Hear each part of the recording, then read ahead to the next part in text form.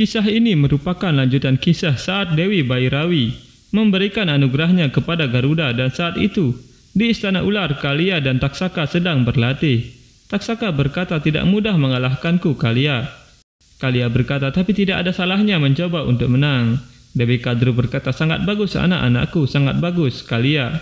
Tidak ada yang tidak mungkin di dunia ini. Taksaka, ingat, hanya pemenang yang dihormati, bukan pecundang.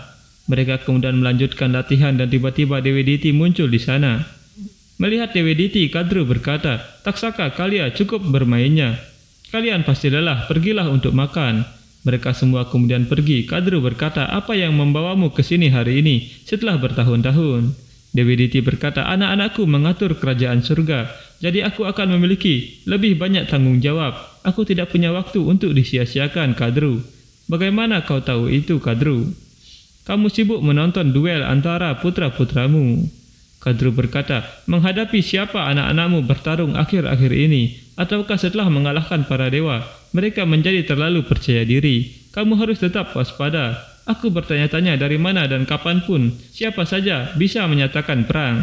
Mendengar itu Dewi Diti berpikir, kenapa dia berkata begitu? Mungkinkah dia mengirim Garuda untuk berperang melawan putra-putraku? Dewi Diti berkata, jangan khawatir tentang anak-anakku, Kadru. Di mana Winata? Dia tidak terlihat dimanapun, dan putranya yang membutuhkan waktu bertahun-tahun untuk lahir di dunia ini, yang kepadanya Resi Walkya telah memberikan anugerah untuk menjadi indra dari langit. Putra itu, aku ingin bertemu dengannya. Di mana dia? Kadru berkata, dia tidak ada di sini. Dewi Diti berkata, lalu di mana dia? Kadru berkata, aku tidak tahu, bahkan ibunya tidak tahu di mana dia berada. Dewi Diti berkata, tapi aku tahu di mana dia. Mendengar itu Kadru terkejut dan berkata, bagaimana kamu tahu di mana dia? Apakah dia masih hidup? Dewi Diti berkata, tidak hanya hidup, tapi pada kenyataannya dia membangun kekuatannya, dan tanpa bantuan siapapun dia menjaga meditasi Dewi Aditi dan menantang putraku Wajrang. Bahkan selama dia masih hidup, tidak ada yang bisa melewati batas yang dibuat olehnya dan mencapai Aditi. Tahukah kamu apa yang mengejutkan? Putra-putraku atau prajurit manapun dari pasukan iblis tidak dapat mengalahkannya. Garuda mengalahkan semua iblis. Kadru, apakah kamu pikir kamu bisa mengendalikan Winata, sehingga kamu akan bisa mengendalikan putranya? Dia sangat kuat. Dia begitu kuat sehingga bukan hanya putraku, bahkan Dewi Patal Bhairavi tidak dapat menyakitinya. Mendengar itu Dewi Kadru menjadi terkejut karena kekuatan Garuda sangat luar biasa. Kadru berkata, apakah kamu mengatakan yang sebenarnya? Tapi bagaimana itu mungkin? Jika dia begitu kuat, dia akan membalas penderitaan ibunya dan saudara laki-lakinya. Dia akan menjadi ancaman bagiku dan anak-anakku. Dewi Diti berkata, dia sudah menjadi ancaman. Dia telah menjadi ancaman bagi anak-anakku. Itulah sebabnya aku datang kepadamu untuk mengetahui beberapa kelemahannya. Jika kamu mengetahui kelemahan apapun, beritahu aku, agar putraku dapat mengakhiri masalah itu selamanya. Dewi Kadru berkata, kelemahan? Kelemahan apa? Dia terus meneriakkan ibunya sepanjang waktu. Selain itu, dia tidak berpikir apapun, mengatakan atau melakukan apapun.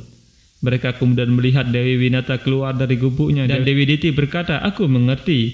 Dia terus menyembah ibunya siang dan malam, dan Winata lah yang akan menyingkirkannya dari jalan kita.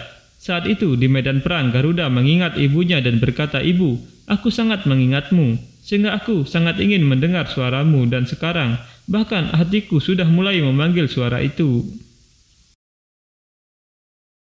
Tiba-tiba Garuda mendengar suara langkah kaki dan dia melihat Dewi Winata berjalan mendekatinya. Garuda terkejut karena ibunya ada di sana dan berkata, ibu. Garuda berlari dan bersujud di depan Winata. Garuda berkata, mohon maafkan aku ibu. Tanpa memberitahumu, aku meninggalkan rumah dan melakukan perjalanan yang begitu panjang. Aku telah membuatmu sangat menderita.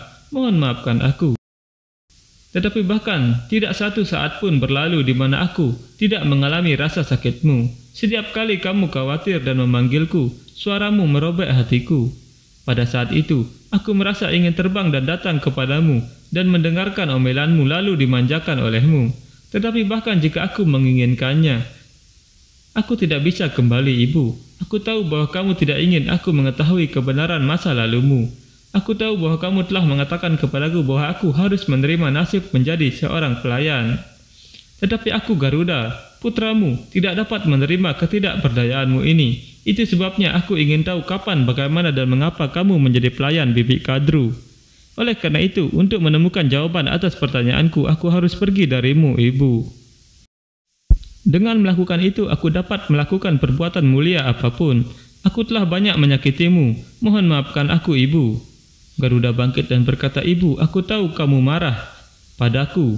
Pukul aku, tegur aku, beri aku hukuman apapun. Aku akan menerimanya, tapi jangan diam, Ibu.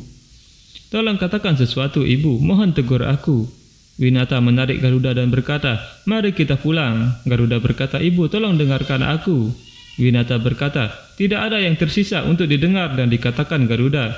Kamu melakukan apapun yang kamu rasakan. Kamu mengatakan apapun yang kamu rasakan. Sekarang kamu akan pulang denganku. Saat itu di surga, Rahu tertawa dan berkata, dengan menyebut ibunya, Garuda telah menempatkan kita dalam bahaya. Dan dengan menggunakan ibunya, betapa mudahnya ibu menyingkirkannya dari jalan kita. Anda luar biasa, Ibu, Anda luar biasa. Dewi Diti berkata, menakjubkan adalah ilusi yang menipu, bahkan menipu iblis penipu sepertimu. Dia bukan Winata, dia adalah prajurit iblis yang mengerikan, Simhika. Dewi Diti menceritakan apa yang terjadi di istana ular dan berkata, aku mengerti. Dia memuja ibunya siang dan malam dan Winata akan menyingkirkan duri itu dari jalan kita, Kadru. Kadru berkata, apa yang kamu coba katakan? Apakah tentang menyerahkan Winata kepadamu? Itu tidak akan terjadi. Karena selama dia dalam kendaliku, anak-anakku akan aman. Diti berkata, Kadru, tidak perlu bagiku untuk membawa Winata bersamaku, karena aku punya Simhika denganku yang bisa menyamar menjadi Winata dan membingungkan Garuda. Tunggu saja, segera kamu akan mendapatkan kabar baik tentang kematian Garuda. Kadru berkata, jika kamu melakukan tugas yang mustahil ini, aku Kadru tidak akan pernah melupakan bantuanmu. Diti kemudian pergi ke surga dan dengan kekuatannya dia memanggil Simhika. Simhika mendengarkan penjelasan dari Dewi Diti dengan kekuatannya, dan itu membuat Simhika mengerti. Simhika kemudian pergi untuk melakukan tugasnya, menyamar sebagai Winata. Saat itu Simhika telah berhasil membawa Garuda pergi. Tapi Garuda berpikir, kenapa ibu tidak bertanya padaku? Kemana saja aku selama ini? Mengapa aku datang ke sini dan bagaimana aku mengenali Dewi Aditi? Garuda kemudian berhenti dan Simhika berkata, apa yang terjadi? Ayo pergi, Garuda. Garuda berkata, aku tidak bisa pergi dari sini, Ibu. Aku telah bersumpah padamu bahwa aku tidak akan membiarkan iblis-iblis ini mengganggu penebusan dosa Dewi Aditi. Simhika berkata, kamu telah bersumpah padaku, aku membebaskanmu dari itu. Sekarang ayo pergi. Simhika kemudian menarik Garuda. Garuda berpikir, meskipun mengetahui bahwa aku menjaga penebusan dosa Dewi Aditi dari iblis ini, mengapa dia tidak memberitahuku apa-apa? Garuda kemudian berhenti lagi dan Simhika berkata, sekarang apa lagi, Garuda? Garuda berkata, dalam ketidakhadiranku, iblis-iblis ini akan menyiksa Dewi Aditi. Mereka akan mengganggu penebusan dosanya. Karena itu, mengapa ibu memintaku untuk pergi dari sini? Simhika berkata, karena perselisihan ini adalah antara dewa dan iblis. Tidak perlu bagi kita untuk terlibat dalam hal ini. Garuda berkata, tapi ibu, jika meditasi Dewi Aditi terganggu, itu akan menjadi penghinaan terhadap Dewa Wisnu. Simhika berkata, maka biarkan itu menjadi penghinaan. Kita harus menyelamatkan hidup kita, nak. Mendengar perkataan ibunya, Garuda terkejut karena itu bukan sifat dari ibunya. Melihat kecurigaan Garuda, Simhika berkata, maksudku, aku lebih peduli padamu. Aku tidak bisa melihat kamu melakukan kebodohan, mempertaruhkan hidupmu untuk orang lain. Garuda berpikir, mengapa ibu mengatakan hal-hal yang berlawanan dengan apa yang telah dia ajarkan kepadaku sampai hari ini? Garuda berkata, dari pelajaran yang telah ibu ajarkan kepadaku, satu pelajaran adalah bahwa terkadang bertindak bodoh adalah pilihan yang lebih baik daripada bertindak bijak. Mendengar itu Simhika berpikir, betapa bodohnya Winata. Bukannya memberikan pengetahuan yang benar, dia telah memberikan pengetahuan yang salah kepada putranya. Garuda berkata, apa yang terjadi ibu? Ibu tidak pernah merasa cemas dalam situasi apapun. Ibu juga tidak pernah terganggu, lalu mengapa ibu tampak begitu ketakutan hari ini? Simhika berpikir, aku harus melakukan sesuatu. Jika tidak, dia tidak akan membutuhkan waktu lama untuk mengetahui kebenaran siapa diriku. Simhika berkata, hentikan sekarang. Berapa banyak pertanyaan yang akan kamu tanyakan? Apakah kamu tidak tahu bahwa kamu seharusnya tidak mengajukan pertanyaan kepadaku? Kamu hanya harus mengikuti perintahku dan aku menyuruhmu pergi dari sini. Simhika kemudian menarik tangan Garuda lagi dan membawanya pergi. Garuda mengingat perkataan ibunya bahwa keingintahuan adalah langkah awal untuk menimba ilmu Garuda. Apapun pertanyaan yang muncul di benakmu, jangan pernah ragu untuk menanyakannya.